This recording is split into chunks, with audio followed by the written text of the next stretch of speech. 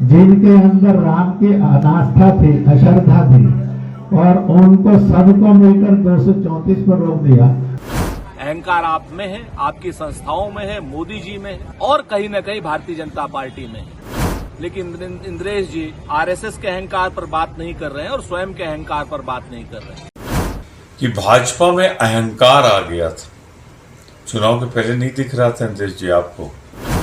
मैं सिर्फ इतना कहना चाहूंगा, हम भगवान राम के पुजारी हैं भाजपा, और आप भगवान राम के व्यापारी हो राजनीतिक। सेवक संघ के पहले सबसे बड़े नेता ने बोला, अब उनके नंबर 2 के नेता बोल रहे हैं और कह क्या रहे हैं कि भाजपा में अहंकार आ गया था।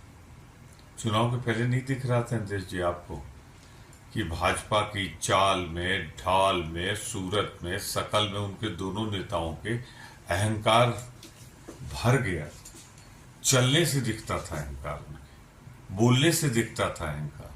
कितनी गालियां दी उन्होंने विरोध पक्ष के नेताओं को, तब तो आप खामोश है, भागीदार रहे उनके गुनाह में। जब आज उनकी सरकार नहीं बनी, चुनाव समाप्त हो गया, तब आप सर्टिफिकेट जारी कर रहे हो। अब आपके सर्टिफिकेट की कीमत क्या रहेगी? और जिनको आप अहंकारी बता रहे हो वो तो इटली घूम रहे हैं, कौन सुनेगा आपकी? आप मेहरबानी करके अपना सर्टिफिकेट भाजपा को दीजिए, कांग्रेस को मत दीजिए। हम लोग भगवान राम के पुजारी हैं, हमारी आस्था है, हम उन्हें मंदिर में रखते हैं, वहीं पूजा करते हैं उनकी। आप और आपकी भाजपा की तरह चुनाव का मोहरा नहीं बनाते भगवान राम को। अपनी फोटो भगवान राम के से बड़ी नहीं लगवाते जैसा आपके प्रधानमंत्री जी करते हैं। तो मेहरबानी करके, अगर आपकी सुनी तो जा नहीं रही आज, आप अगर सुनी जाती है तो आप कहिए ना भाजपा में, उनसे कहिए अहंकार छोड़ें। मैं सिर्फ इतना कहना चाहूँगा, हम भगवान राम के पुजारी हैं भाजपा, और आप भगवान राम के व्यापारी हो राजनीतिक।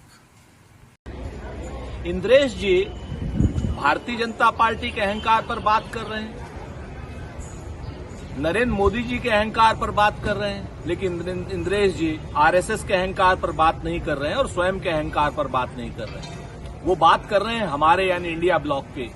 हम में अहंकार नहीं है इंद्रेश जी, अहंकार आप में है, आपकी संस्थाओं में है, मोदी जी में है और कहीं न कहीं भारतीय जनता पार्टी में है। और अहंकार तो रावण का भी नहीं रहा, जनता ने आपका अहंकार तोड़ा है। अब भी समझ जाइए, सुधर जाइए, हिंदू मुसलमान से बाज आइए, मंदिर मस्जिद से बाज आइए, देश के संविधान की रक्षा कीजिए, देश के आरक्षण की रक्षा कीजिए, जातीय जनगणना कराइए। ये बात बहादुरी मत कीजिए, काम बहादुरी कीजिए।